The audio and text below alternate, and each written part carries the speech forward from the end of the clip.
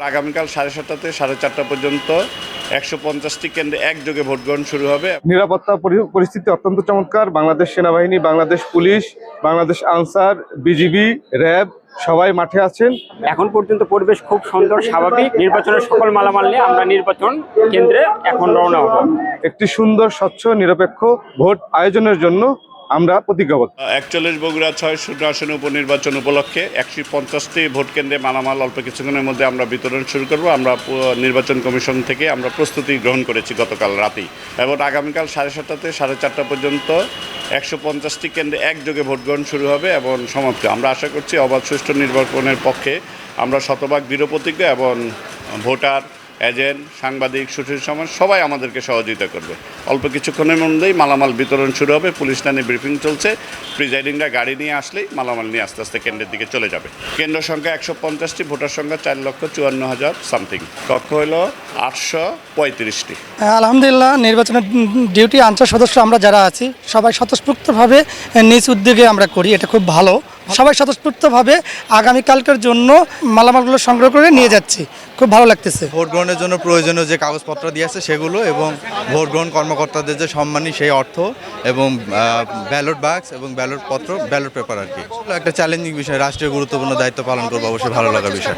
মালামাল তো ইলেকশনের যেগুলি লাগে আর কি, আমরা পেয়েছি হচ্ছে ভোটার তালিকা, পেয়েছি ব্যালট পেপার, তারপরে হচ্ছে মালামালের জন্য আনুষঙ্গিক যেগুলি ইনস্ট্রুমেন্ট মানে স্টেশনের দ্রব্যাদি সবই পেয়েছি ইনশাল্লাহ।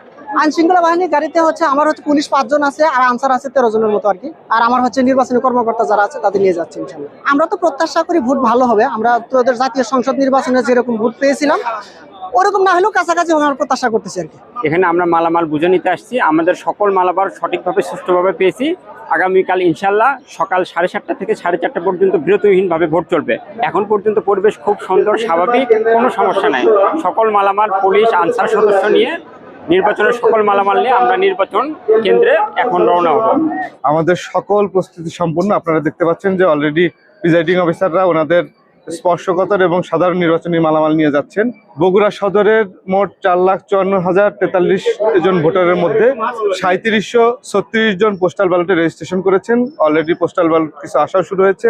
নিরাপত্তা পরিস্থিতি অত্যন্ত চমৎকার। বাংলাদেশ সেনাবাহিনী, Bangladesh police, Bangladesh Ansar, BGB, RAB সবাই মাঠে আছেন, এবং সবাই নির্বাচনী আইন আচরণ বিধি প্রতিপালন করছেন। আমাদের 18 জন ম্যাজিস্ট্রেট আছেন, নির্বাহী ম্যাজিস্ট্রেট, 2 জন জুডিশিয়াল ম্যাজিস্ট্রেট আছেন, আমাদের ইলেকশন কমিশনের নিজস্ব পর্যবেক্ষক আছেন, সাধারণ পর্যবেক্ষক আছেন। একটি সুন্দর, স্বচ্ছ, নিরপেক্ষ ভোট আয়োজনের জন্য আমরা প্রতিজ্ঞাবদ্ধ। আমাদের শুধুমাত্র কয়েকটি কেন্দ্র সিসিটিভির আওতামুক্ত আছে, সেগুলোতে কারিগরি ত্রুটি, সেগুলো অলরেডি আজকে সারানোর উদ্যোগ নেওয়া হয়েছে গতকাল থেকে।